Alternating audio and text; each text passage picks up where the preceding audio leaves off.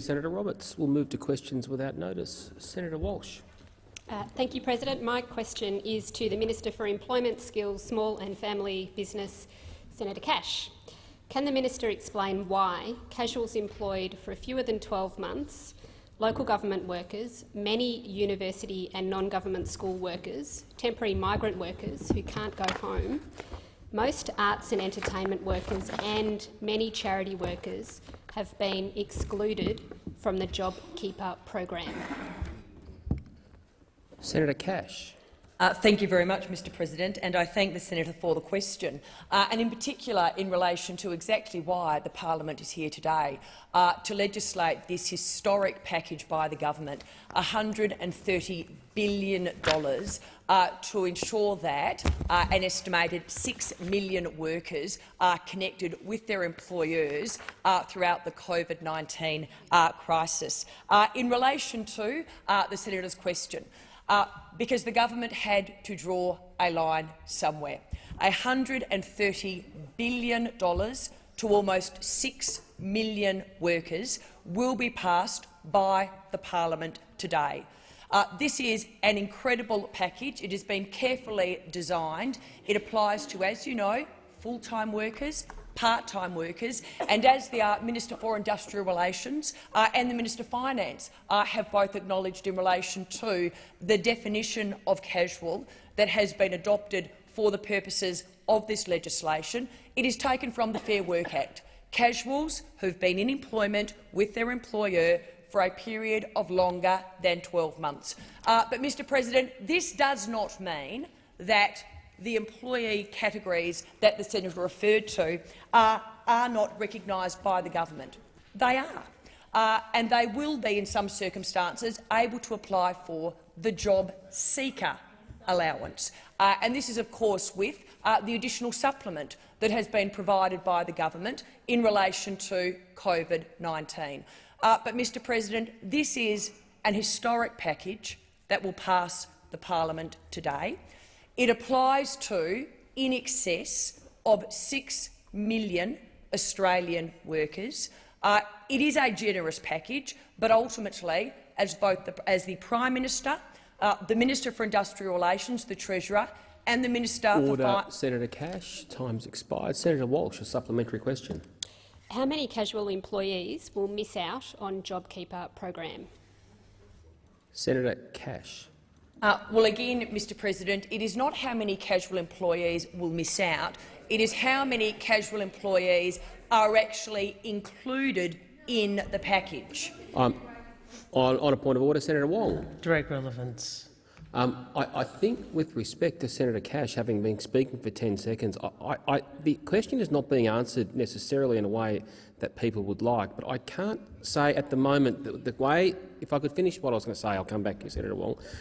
The turn of phrase I heard the minister using then was actually turning directly to JobKeeper, unless I misheard, which I'm going to say I will consider to be directly relevant. Senator Wong. Mr President, the question was very simple, very precise, very pithy. How many casual employees will miss out on the JobKeeper program? The minister then says it's not a question of how many will miss out, it's a question of how many are in. With respect, Mr President, it's not consistent with your previous rulings for you to suggest, for you to rule on this occasion, that such a complete mirror image of the question can possibly be directly relevant. Senator Cormann. Thank you very much, Mr President. Senator Cash was directly dealing with the question about job keepers, and of course, as Senator Wong well knows, the JobKeeper and the job seeker programs are complementary, and there is an opportunity for everybody that needs support to receive that support.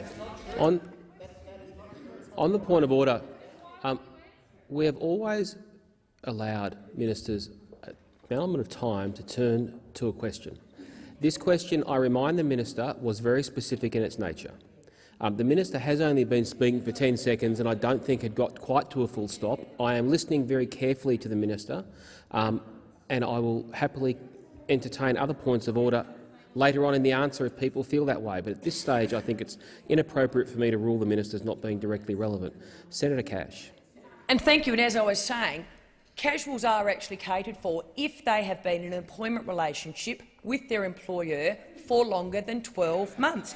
In relation to the question asked by the senator, many casuals will still be in employment, because there are a number of industries that are currently ramping up and recruiting. In terms of casuals, and as the Minister for Finance has acknowledged, the JobKeeper and JobSeeker programs are actually complementary. How many casuals are currently earning less than the $1,500 per fortnight? More than 50%. Around 41% of casual employees had been with their employer for under 12 months, as at August 2019, Order, and they Senator will Cash. not— Time for the answers expired. Senator Walsh, a final supplementary question. Thank you, President. Can the minister confirm that under the government's legislation, the Treasurer will have the power to extend JobKeeper payments to these casuals and to other excluded workers? Senator Cash. Well, thank you, Mr President, and I understand that the Treasurer has today uploaded a number of rules that will be made in relation to the JobKeeper payment, and the Treasurer has stated that, and the government has actually stated at the time, this is an evolving situation and we continue to monitor it. But to go to your point, Senator Walsh, there are two types of payments: JobKeeper and JobSeeker. If you are not eligible for JobKeeper, then you are able to look at whether or not you will be eligible for JobSeeker. The two payments, as the Minister for Finance has so eloquently pointed out, are actually complementary. Senator McGrath. Thank you, Mr President. My question is to the Minister representing the Prime Minister, Senator Cormann. Can the minister update the Senate on further decisions and measures taken by the Morrison government to support the economy and jobs during the coronavirus-induced crisis? Minister representing the Prime Minister, Senator Cormann. Thank you very much, Mr President, and I thank Senator McGrath for that question. Mr President, the COVID-19 crisis is a battle that we are fighting on two fronts. It is both a health battle and an economic battle. Our health mission, as we've discussed, is to slow down the spread of the virus to save lives. I can inform the Senate today that the early signs are promising. Official data shows that we are heading in the right direction in terms of slowing the spread of the virus, with the growth in new cases going from above 20% when we last met to just 2% in more recent days. But, Mr President, the government's economic mission is to keep businesses in business and as many Australians as possible working for those businesses in their jobs. To date, our support for the economy has totalled $320 billion, or 16.4% of GDP. We have doubled support for welfare recipients and provided greater support for Social Security and veteran income support recipients and eligible concession card holders. And indeed, for those casuals who have been in employment with the same employer for less than 12 months, if they lose their job or need that support, they are able to apply for the JobSeeker payment, which we have doubled. Compared to what was there before.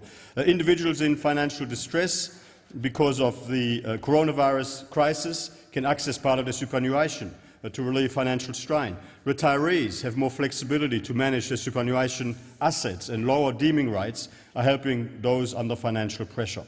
Eligible small and medium-sized businesses have received a boost to their cash flow and now have easier access to new loans. Mr President, rent relief is on the way for commercial and residential tenants, while business continuity payments are keeping childcare services afloat. The economic battlefront is the one we have come Senator to continue Cormann. to deal with today. Senator McGrath, a supplementary question. Thank you. Yes. Can the minister inform the Senate how Australian businesses and workers will benefit from the government's JobKeeper program? Senator Cormann. Thank you very much, Mr President. I thank Senator McGrath for that supplementary. Yes, I can. The JobKeeper payments is designed to help keep as many businesses as possible in business and to help keep as many Australians as possible working for those businesses in their jobs. It is paid to the employer to reduce their payroll pressures, given a significant impact to their turnover, so they can keep employees in a job rather than having to let them go. The historic wage subsidy will be delivered to around 6 million Australians, just under half our working population, who will receive a flat payment of $1,500 per fortnight through their employee before tax. This $130 billion JobKeeper package will help keep Australians in jobs as well as tackle the significant economic impact from the coronavirus. The payment will provide the equivalent of around 70% of the national medium wage, and indeed for workers in the accommodation, hospitality and retail sectors it will equate to a full medium Senator replacement Cormann. wage. Senator McGrath, a final supplementary question. Thank you. Minister, why is the JobKeeper payment so important to building a bridge to the economic recovery for the Australian economy on the other side of the pandemic? Senator Cormann. Thank you very much, Mr. President. Thanks, Senator McGrath, for that supplementary question. Mr. President, it is vital that through these challenging times, employers and employees stay connected as much as is possible.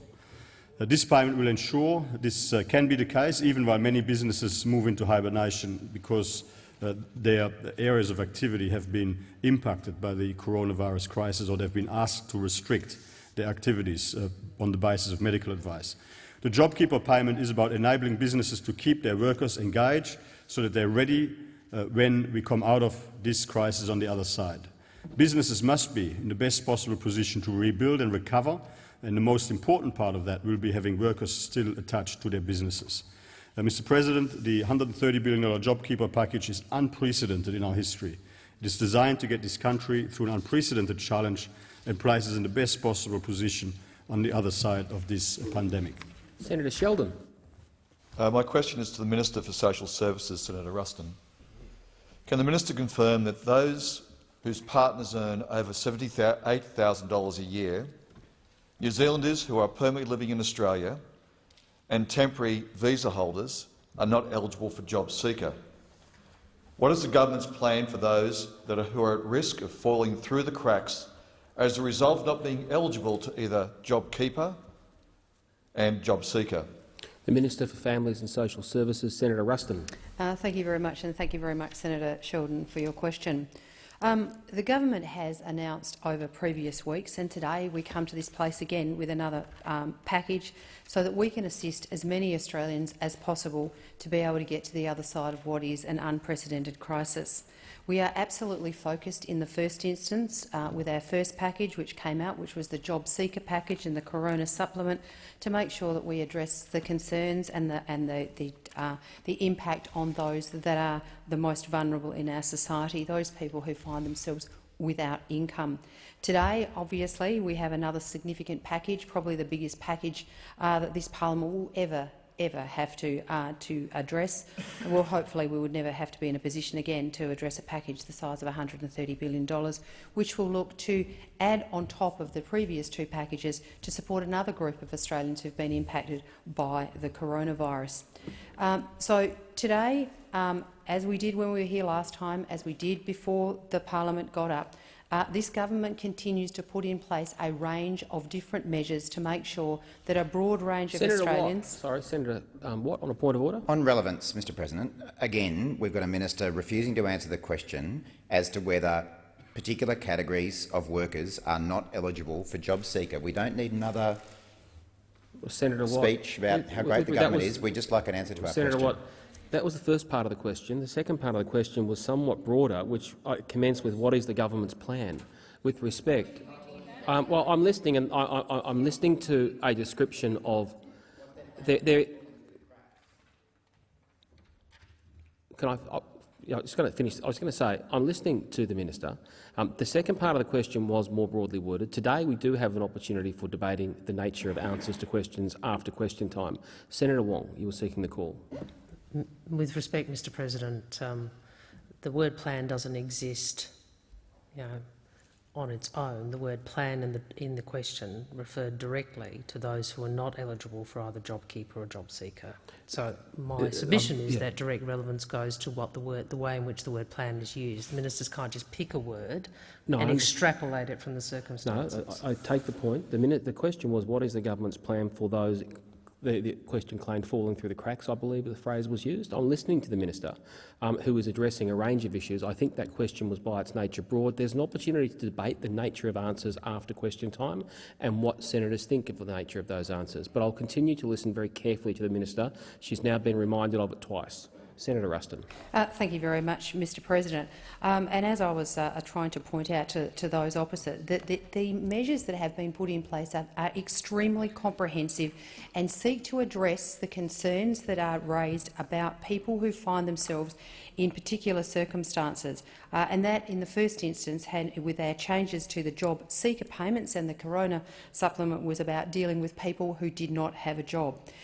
We also, I note that you raised the issue in relation to visas and those people that are in Australia who do not have direct access to benefits. There are a number of measures that have been put in place, but particularly one that I would draw your attention to is the ability for those that are in Australia who have work rights as part of their visas, the ability for them to be able to access their superannuation. If not, they are Senator welcome Ruston. to go home. The answer's expired. Senator Sheldon, supplementary question. Have you sought or received advice about how to assist those who fall through the cracks? Senator Ruston. Well, thank you very much. And as I said, this is a very comprehensive package, and today is just one part of that package. But there are a number of measures that have been put in place. I've mentioned a few of them in the answer to the first question that was asked by Senator Sheldon. But in addition to that, as part of my portfolio responsibility, I am working with emergency relief providers, with food relief providers, with financial counsellors, to make sure that where people find themselves in a position where they really they have no access to be able to get assistance because they've chosen to stay in Australia, then we have a very comprehensive emergency relief response, which I'd be more than delighted to run through the components. It's a $200 million package which is focused almost entirely on the provision of day-to-day emergency relief, things like food, the payment of bills, access to cash, to make sure that those people in Australia who require this emergency relief will be able to get access to it. Order. Senator Sheldon, a final supplementary question. Well, the parliament has voted to provide the minister with expansive powers to vary thresholds for welfare payments to ensure that all those that will need support during this unprecedented crisis will receive it.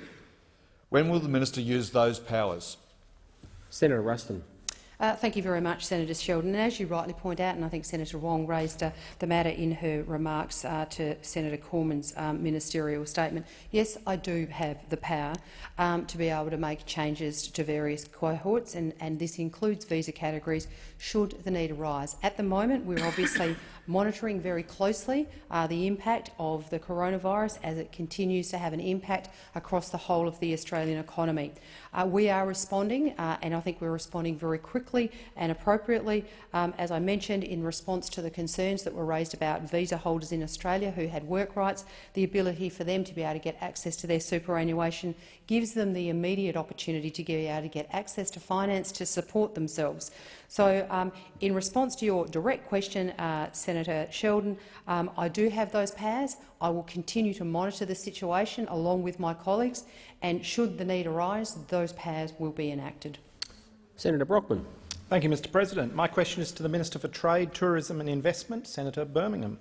Minister, can you please update the Senate on how the Morrison government is supporting Australian primary producers to get their high-value products overseas despite the decrease in flights due to the coronavirus pandemic?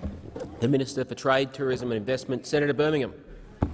Thanks, Mr President. I thank Senator Brockman for his question and his ever-vigilant, determined advocacy on behalf of Australia's exporters. The decisions that the Morrison government's been taking to protect lives, Mr President, do, sadly, in many of their applications, threaten livelihoods. Not just livelihoods, but also the very viability of some businesses. Those threats place at risk jobs today and, indeed, jobs in the future, even when the recovery comes. And that's why we've been taking extraordinary decisions to seek to support Australian business and their employees through these tough times. The JobKeeper allowance and a number of other measures. And in my portfolio, we took the extraordinary decision last week to support a new international freight mechanism. Now, this $110 million mechanism is going to support our primary producers, our farmers, our fishers, to be able to continue to access the markets where their goods so often head to. Australia produces enough food to support more than 70 million people, close to 3 times our population, and our export markets are crucial destinations for that. There is still demand in those markets. There's still production from our farmers and fishers, but they have been crippled by the collapse of international aviation in terms of their capacity to get to those markets. Our $110 million freight mechanism is going to help them to be able to reach those markets once again. And we're standing this up incredibly quickly, thanks to the appointment of the Coordinator General for Freight, Michael Byrne, one of Australia's most experienced logistics professionals. And indeed, in the next couple of days, I expect the first flight to depart Hobart, packed full of Tasmanian salmon produced by company Tassal, headed into Asian markets. Similarly, I expect shortly thereafter we'll see from Senator Brockman's home state a flight headed out of Perth, again carrying premium seafood, ensuring we protect those Australian businesses and, most importantly, the jobs of the Australians who rely upon them. Order. Senator Brockman, a supplementary question. Thank you, Mr President. Can the minister advise the Senate how industry has reacted to the International Freight Assistance Mechanism package? Senator Birmingham. Mr President, this isn't a free ride for industry. They still have to pay traditional commercial rates. Indeed, they'll pay those rates at a premium. But they have warmly welcomed the fact the government has stepped up with a solution, and a solution to ensure that freight access is both reliable and affordable for them. Indeed, the Geraldton Fishermen's Cooperative, no doubt somebody Senator Brockman is familiar with, said that if we couldn't find a solution, we would have been stopping our boats and standing down our entire workforce. This action is helping to save many of those jobs. The Red Meat Advisory Council acknowledged that the continuity and affordability of air export capacity to our valued and high-end export markets is critical. And the seafood industry of Australia said that this marks the beginning of a return to normal. And perhaps most appropriately, they acknowledged and said there's no better stimulus than getting back to work. That's what this is all about, Mr President, ensuring that we support Australians who can to stay in their jobs and businesses who can to stay afloat. Senator Brockman, a final supplementary question. Thank you, Mr President. Minister, how is the government also boosting cash flow for exporters through the Export Market Development Grant Scheme? Senator Birmingham. Our internationally exposed businesses were some of the first to feel the impacts of COVID-19, as many of our large international export destinations shut down parts of their economies before the domestic impact was felt here in Australia. So, knowing that they were the first to feel the pain, we've put in place additional measures to support them. The government's injected an additional $49.8 million into the Export Market Development Grants program, recognising that businesses who had invested in good faith in seeking to grow export markets are unlikely to yield dividends from those export markets this year. Since making that announcement just last week, we've ensured that $44 million has already flowed to almost 1,000 exporters. Another example of the government using existing mechanisms where we can to be able to deliver quick, effective support to those who need it. Now, this will help not just our goods exporters, but many across the services sector in arts, education and tourism. And in the tourism space, I particularly acknowledge those many regional tourism businesses who are doing such a good job as well of sending out a clear message telling Australians to stay home this Easter. Answer has expired. Senator Patrick. Thank you, Mr President. My question is to the Leader of the Government in the Senate and relates to oversight. The British Parliament is sitting. Both the British Government and parliamentary authorities have been clear that they have no plans to shut Parliament and would prefer to avoid this course of action. Speaking in the Commons on the 16th of March, the Health Secretary, Matt Hancock, stated, "I think the whole House will be sure in our collective decisions that although Parliament may have to operate differently, it must remain open." The US Congress is sitting. The Italian Senate and the Spanish Cortes is sitting. Despite its coronavirus committee, the New Zealand Parliament resumes on the 28th of April with modified processes and procedures. The only parliaments I am aware of that have adjourned in the manner the government is proposing tonight are those of the legislatures of Mexico, South Africa and San Marino. Why is the government seeking to suspend our parliament? Leader of the Government, Senator Cormann. Thank you very much, Mr President. I have addressed this in my ministerial statement, but what I would say, and I'm trying to be as diplomatic as I possibly can be here, I mean, we are taking an Australian path to protect and save Australian lives by taking very drastic measures to stop or to slow down the spread of this virus. When we closed our borders, or when we imposed border restrictions to return travellers from mainland China and Wuhan province in particular, a number of these other European and other countries that the Senator has referenced did not take that course of action, and it took much longer in an Australian context for the spread to accelerate somewhat than what it did in places like Italy, Spain, Germany, France, the UK. I mean, you know, I believe that the actions that we are taking in Australia are being successful in saving lives by slowing the spread, and all Australians are being given very strict instructions, imposing restrictions on their travel, on encouragement to stay at home, work from home where that is possible. And yes, we do have a job to do, and where we must and where we need to, we should come together, and we can. There's a mechanism in place to help ensure that happens. But to the greatest extent possible, we should also comply with the restrictions imposed on Australians. And we are a large continent. The logistics involved in bringing the Parliament together are very significant, with lots of people coming from all corners of Australia. And in fact, you'll find that health and police authorities around Australia would actually regard federal politicians as one of the comparatively higher risk categories when it comes to the spread of the coronavirus. Now, we have a job to do. State laws can't interfere with the exercise of, obviously, our federal parliamentary privilege, but nevertheless, we should, to the greatest extent possible, comply with the public health advice and instructions that are imposed on all other Australians. Senator Cormann. Senator Patrick, a supplementary question. Minister, truck, bus and train drivers are doing their job. Journalists are doing their job. Factory workers are doing their job. Despite the risks, teachers, nurses and doctors are doing their job. Chefs, supermarket workers, public servants, police, aged care workers, ADF personnel are doing their jobs, some of them in ships. Miners are doing their job. Everyone who can is doing their job. Why is the government proposing that senators don't do their job? Senator Cormann. Thank you very much, Mr. President. That is not what the government is proposing. I believe that every single senator in this chamber is doing their job. Whether the Senate meets in Canberra and whether we bring every single senator from around the country to Canberra in the context of state border closures in most states and indeed in the Northern Territory, we will of course continue to do our job serving the Australian people, and senators will continue to have the opportunity to hold the government to account, not only through our normal mechanisms, but also, of course, through the Senate Select Committee that we are about to establish later this afternoon. So I completely reject the premise of the question, which suggests that somehow members of Parliament, members of federal Parliament and senators in particular are not going to continue to do their job. The government continues to do their job. All senators will continue to do their job. In fact, I would suggest that many of us are working much harder than we ever have during this period. Senator Patrick, a final supplementary question. Thank you, Mr. President. A Senate Select Committee can be obstructed by comity principles. That means that it can't call the Minister for Health, the Attorney in his capacity as Industrial Relations Minister, or the Treasurer.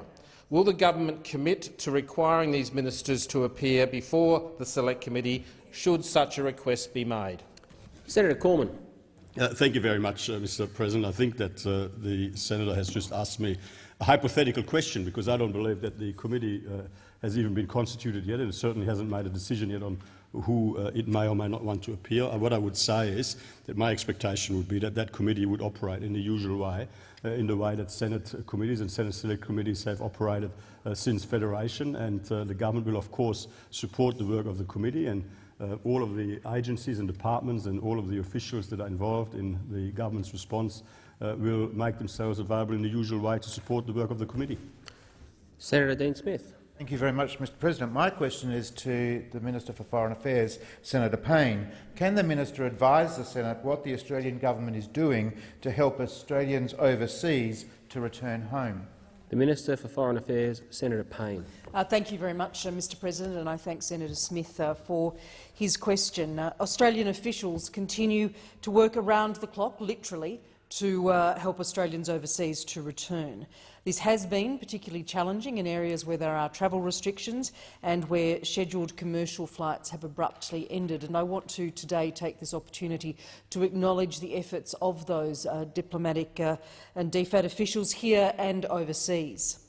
We're establishing a backbone, if you like, for international travel for Australians by working with both Qantas and Virgin to ensure that they can continue regular flights to 4 key transport hubs, to London, to Los Angeles, to Hong Kong and to Auckland. Important for passengers and also important for freight. The government is providing direct support to ensure our 2 major international airlines can continue these services. We're also coordinating closely with other governments to identify commercial means that continue to exist for Australians to return. In Cambodia, for example, our embassy is currently finalising negotiations for a special commercial flight from Phnom Penh to Australia. We have had a very good response from Australians registered for this flight, and all things going well, Mr President, and I say that in the context of current events, that flight should occur this weekend. We're talking to Qantas about other special flights to assist Australians who have found themselves in countries that declared sudden border closures.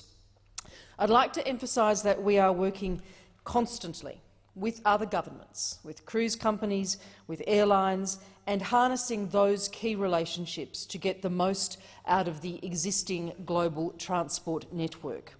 We know that many Australians need assistance right now, both overseas and at home, indeed.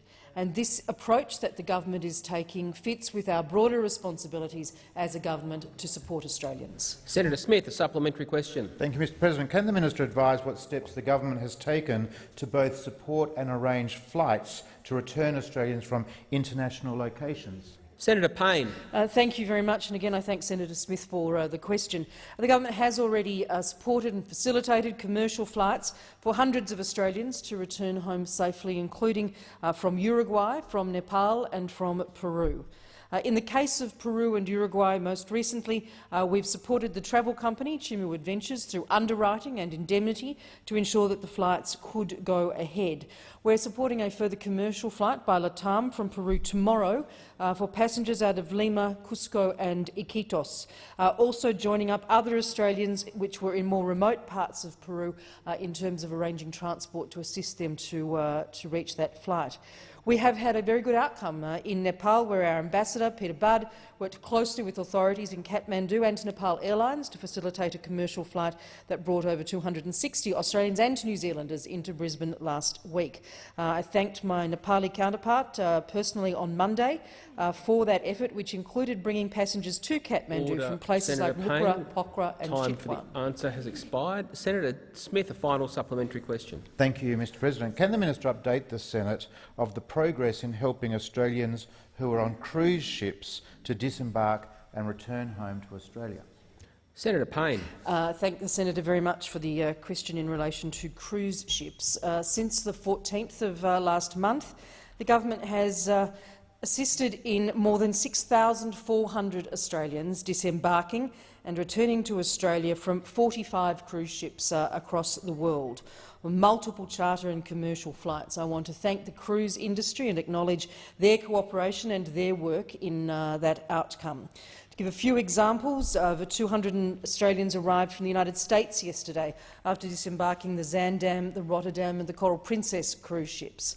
More than 260 Australians from the Costa Luminosa, the Costa Victoria, arrived in Perth from Italy on the 30th of March.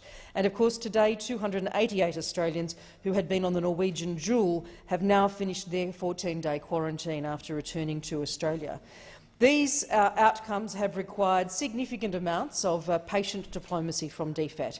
And again, I thank those officials from the Department of Foreign Affairs and Senator Trade Payne, for managing time these for the highly answer complex has operations. Expired. Senator Waters. Thanks very much, President. My question is to the Leader of the Government, Minister Cormann, representing the Prime Minister, about some of the people left behind in the government's COVID support packages. The government has bent over backwards to ensure that commercial tenancies can be renegotiated to continue, but why have you continually pushed residential tenants to the bottom of the National Cabinet agenda? Where is the action on the earlier commitment to prevent residential evictions? And with 500,000 young casual workers getting no support from JobKeeper, how do you expect them to cover rent? Minister representing the Prime Minister, Senator Cormann. Thank you very much, Mr President. Well, we are providing a significantly enhanced social safety net through the Job Seeker program, and we are about to legislate a $130 billion Job Keeper program. Beyond that, we do recognise the challenges that many tenants in residential tenancies face, of course. And the issue of tenancy is fairly and squarely a matter for state and territory governments, which they recognise. Senator Waters, a supplementary question. Thanks, President. The industries that have been most affected are the same industries that have the highest numbers of casuals employed for less than 12 months. Hospitality, retail, accommodation, tourism and the arts and entertainment industries. We're talking here about 1 million people, with 500,000 of those under the age of 24. Why did you exclude them? Was it just budget-saving reasons or because young people don't vote for your party? Senator Cormann.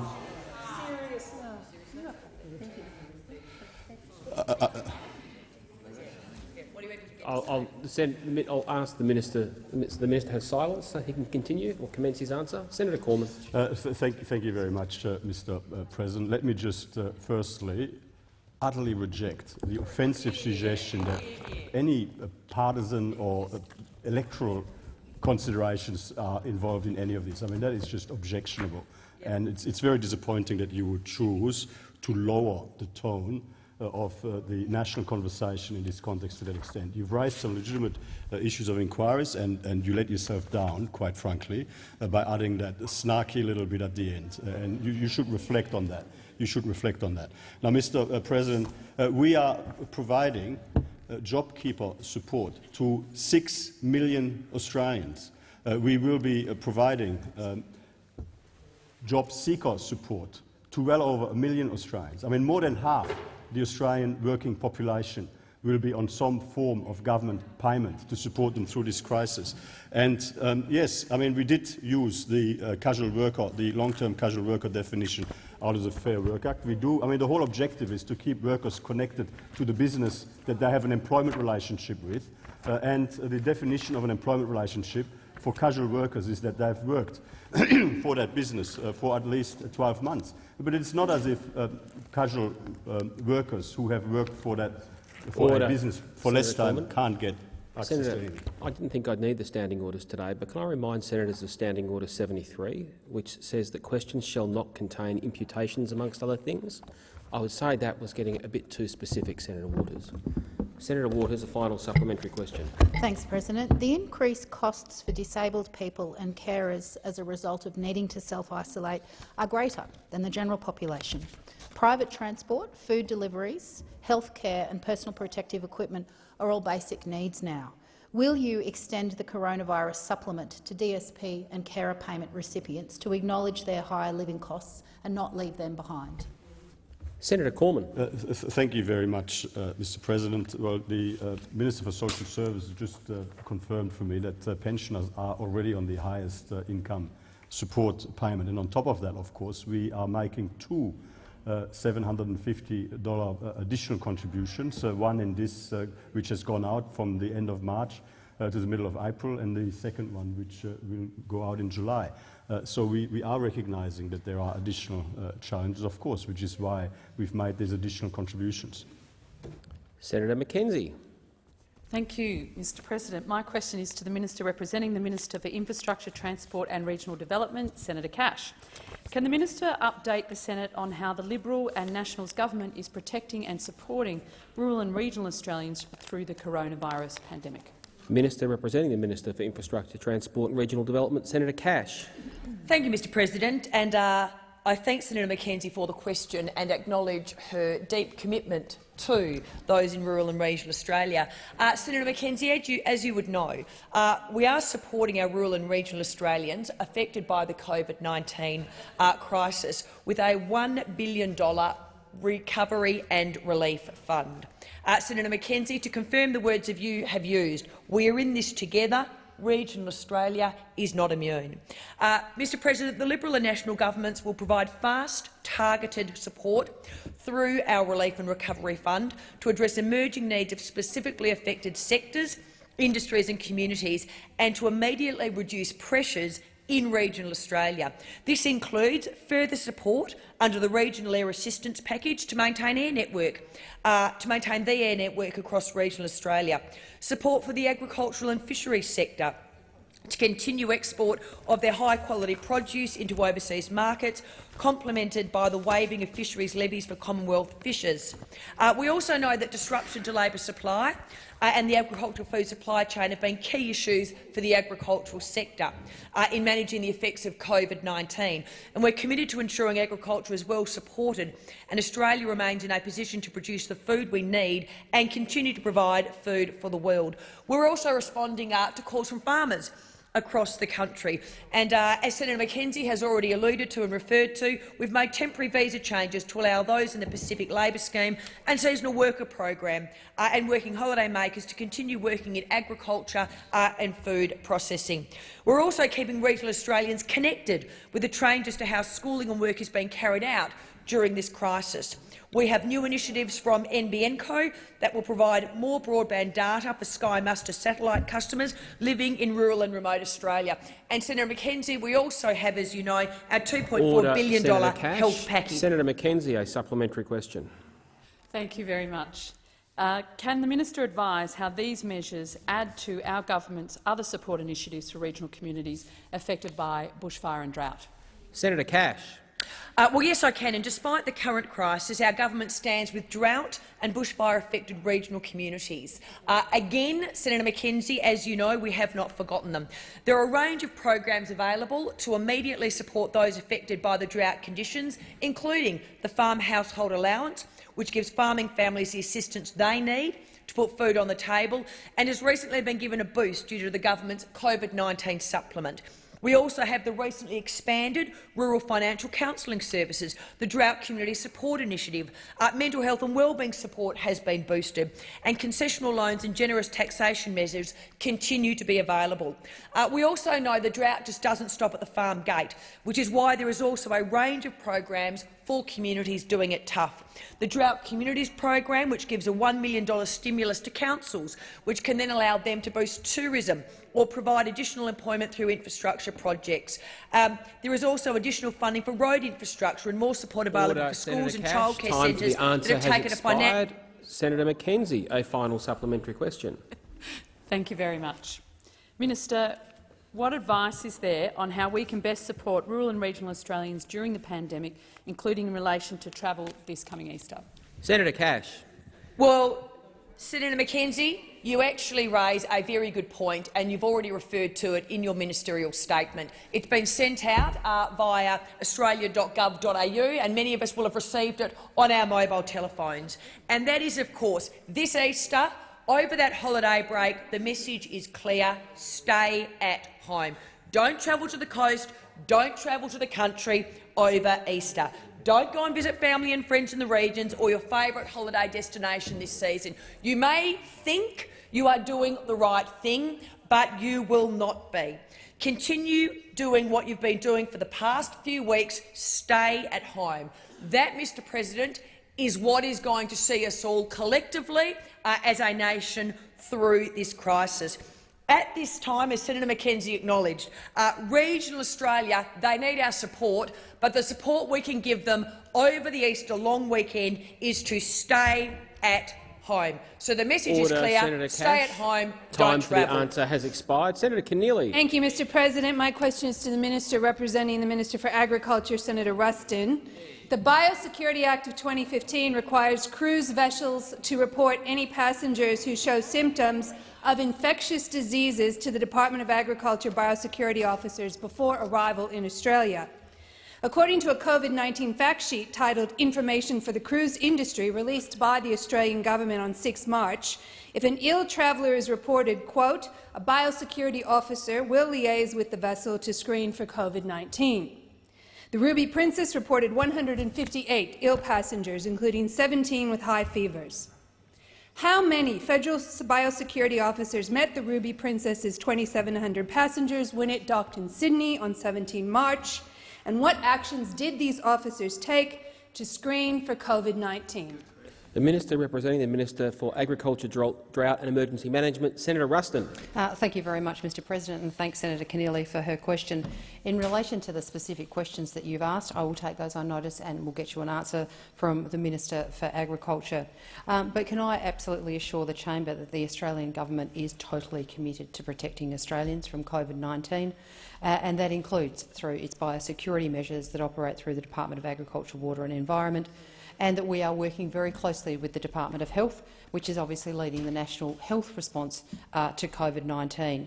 But as you rightly point out, biosecurity plays an extraordinarily critical role, particularly at our borders, to make sure that we continue to protect Australian citizens, because, as we all know, much of the identified transmission of COVID-19 has come from overseas. As of the 1st of February 2020, all travellers arriving from or who've been in mainland China, regardless of nationality, have been subject to control measures, and subsequent to that time, other countries have also been subject to control measures, as we've seen in recent days when those who have been brought home by the extraordinary work of the Department of Foreign Affairs and Trade, through the work of Minister Payne, to bring Australians home to Australia. So I thank the Senator for her question, and I'll get the details of your question on notice. Senator Keneally, a supplementary question. Thank you. The same COVID-19 fact sheet states that disembarking cruise ship passengers with no signs or symptoms of COVID-19 must, quote, wear a surgical mask when travelling domestically or on public transport or taxis in Australia to reach their home. Did federal biosecurity officers direct the 2,700 disembarking passengers from the Ruby Princess to wear a surgical mask to travel home? Senator Ruston. Thank you very much, Mr President, and once again thanks Senator Keneally for her question and continued interest. I will take the specific nature of your question on notice, and I will make sure that I provide you with a very timely response. But there is absolutely no doubt, Mr President, that cruise ships have posed a very unique issue to manage during the COVID pandemic, whether it's cruise ships in Australia or Australians on cruise ships that have been around the world. Obviously, we took very strong action to ban international cruise vessels from docking in Australia some weeks ago. However, we have had some vessels that were already on their way here, and that ban to make sure that the Australians that are on board many of these vessels are protected, and also to make sure that we can continue to protect Australians from this disease that is ravaging the world, and where Australia has been working extremely hard to make sure that our transmission levels have been kept at the absolute lowest through the very strong management of the measures Senator in Ruston. Australia. Senator Keneally, a final supplementary question. The Prime Minister said on 15 March, quote, the Australian government will also ban cruise ships from foreign ports from arriving at Australian ports. On 19 March, the Ruby Princess arrived and disembarked 2,700 passengers. That ship is now linked to 600 COVID-19 cases, 13 deaths and 19 cases of community transmission in Australia. Does the government take any responsibility for failing to stop the one ship that mattered? Senator Ruston. Thank you very much, and thank you, Senator Keneally, for her follow-up question.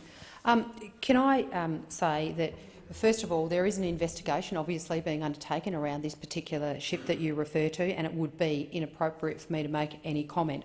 I have already undertaken to take on any specifics of the questions that you've asked on notice, but can I also take the opportunity to acknowledge that there are a number of people who have some very tragic circumstances on the Ruby Princess, and to express our condolences to the families of those people. Senator Scarr. Mr President, my question is to the Minister for Families and Social Services, Senator Ruston. Can the Minister advise the Senate how the Morrison government is protecting and supporting individual Australians who are being impacted by the economic downturn caused by the coronavirus pandemic?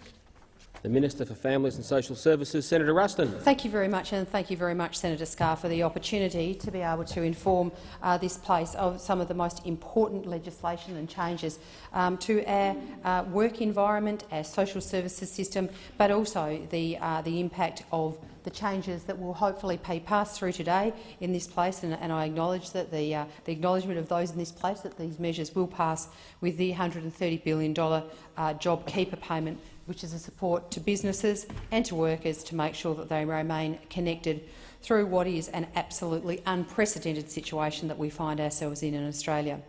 But equally, Senator Scarr, if those people who are not eligible for the JobKeeper payment, Australians who are unable to access their payment will, in many instances, in most instances, be able to access the job seeker payment.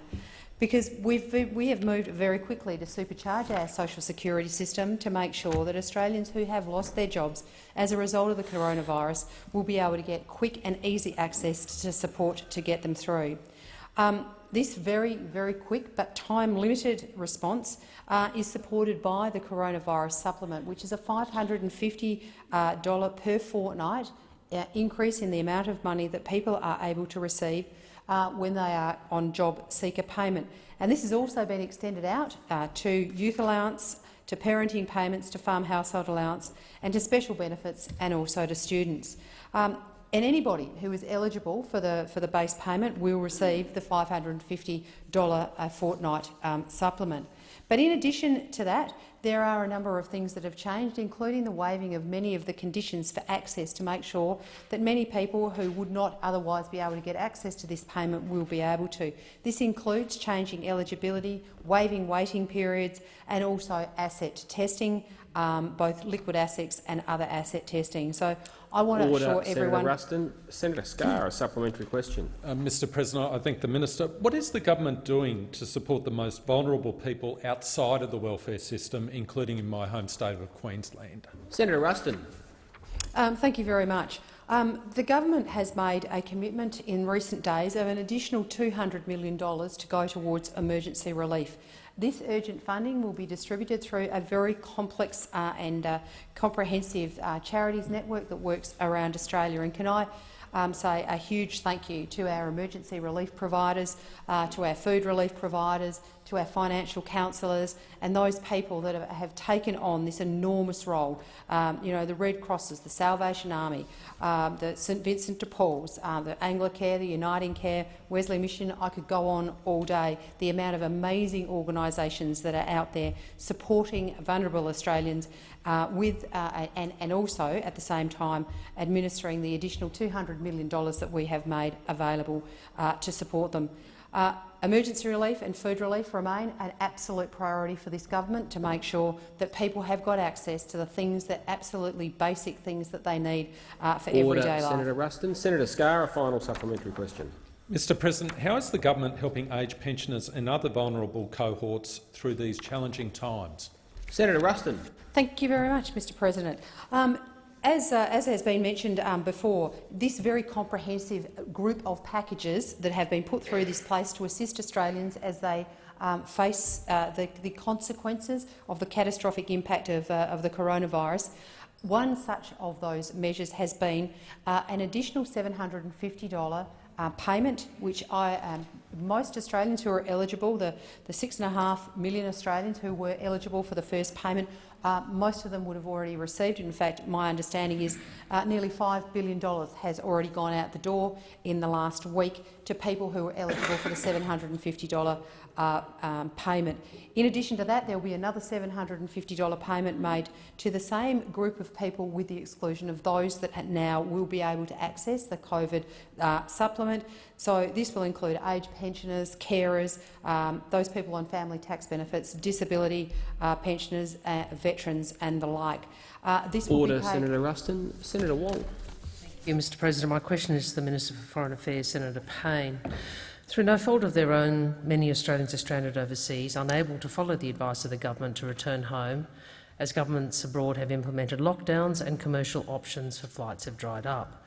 Germany has arranged some 170 flights. The UK has partnered with airlines to repatriate its citizens, and Canada has organised well over a dozen flights from different locations. The Australian government's communications to Australians on the ground say, and I quote, "The Australian government's policy precludes assisted departures." Why is the government ruling out assisted departures to get Australians home to safety? The Minister for Foreign Affairs, Senator Payne. Thank you very much, Mr President, and I thank Senator Wong for her question. I think it is very, very important to be quite clear about this, because the government has made our position very clear that we are considering, on a case-by-case basis, supporting our airlines to operate non-scheduled services to less central locations to bring Australians home. That we will do that where it is feasible, where all other commercial options have been exhausted and where local authorities will permit such flights. And the last factor, Mr President, is particularly relevant as well. So we don't have plans for assisted departures in the context in which we, for example, conducted flights to what was then the epicentre of the COVID-19 outbreak, Wuhan in China, and then secondly to Japan, because those flights were unique and complex. Medical exercises to the epicentres of the virus at the beginning of this crisis to Wuhan. The situation of Australians at the moment is quite different from that, Mr President, and I have been through that in context in the chamber today and on many other occasions. So we are considering, on a case-by-case basis, supporting our airlines to operate non-scheduled services to less central locations to bring Australians home. And some of those decision-making processes in parts of South America and in other countries, Mr President, are well underway. What we have also done, as I explained to the Senate in response to Senator Smith's excellent question, in places like Nepal, where we have been able to work with a commercial operator, we have brought Australians from very remote parts of Nepal, from Pokhara, from Chitwan, from Lukla, for example, to Kathmandu to make sure that we could put as many Australians as possible on that flight and New Zealanders to bring them to Australia. Senator Wong, supplementary question. While the UK government ensured their citizens could come home from Peru for some £250, Australians in Peru were forced to pay $5,000 for a privately arranged charter option. And Australians are being surveyed by this government about how much they would be willing to pay to be repatriated to safety. Does the government agree that cost should not be a barrier to Australians getting home safely? Senator Payne. Thank you very much, Mr President. Every single one of these cases, Mr President, is different. Every single country has different circumstances. Every single flight is different. In some, they are able to be commercial flights on scheduled arrangements. In some, they are charters. In others, they are a commercial venture, which was the one that Senator Wong referred to, organised by Chimu Travel, not by the government, but by Chimu Travel, which was in fact supported by the government so that it was able to occur. We provided important indemnity and underwriting for that flight and for the flight of Australians from the Ocean Atlantic in Montevideo, which was also organised by Chimu Travel. But every single one of those is the same. We have not been involved in setting up those prices, Mr President. So, although there are Australians literally everywhere, we are endeavouring to work with those— Senator Payne, the time for the answer has expired. Senator Wong, a final supplementary question. As more time passes, health systems overseas are becoming more stretched and the situation in some locations is deteriorating. There are reports to my office that locals are arming themselves in some locations to prevent foreigners leaving their accommodation. Will the minister commit to providing assisted departures where this is necessary to get Australians to safety? Senator Payne. So, Mr President, I think that it is perhaps a question of nomenclature more than anything else that Senator Wong is raising. I think that we are talking about doing flights on case-by-case basis, as I have clearly outlined to the Senate, and as will support Australians to return home. And indeed, I have also outlined the many Australians who have been able to return home in recent weeks. The government has been explicitly clear in relation to our travel advice, and I think that that is also a very important aspect of the information we have provided to Australians, consistently indeed since the 9th of March, when, for example, we advised Australians to reconsider taking a cruise at that time. On the 13th of March, advising all Australians to reconsider the need to travel overseas. On the 17th of March, advising Australians overseas who wanted to return home to do so as soon as possible. On the 18th of March, raising our travel advice to level 4 of 4, do not travel. Time for the answer has expired. Senator Davey. Thank you. My question is to the Minister representing the Minister for Health, Senator Cash. Can the minister please update the Senate on how the Liberals and Nationals in government are protecting Australians and responding to the global coronavirus pandemic? The Minister representing the Minister for Health, Senator Cash. Mr President, and I thank Senator Davey for the question. Mr President, in Australia, as at 10:30 a.m. this morning, there have been 5,977 confirmed cases of the coronavirus, and sadly, as at 6:30 a.m. this morning, there have now been 49 deaths. Globally, we have seen over 1.4 million confirmed cases, and over 81,865 lives have now been lost. Our priority as a government is to flatten the curve and to reduce the number of cases.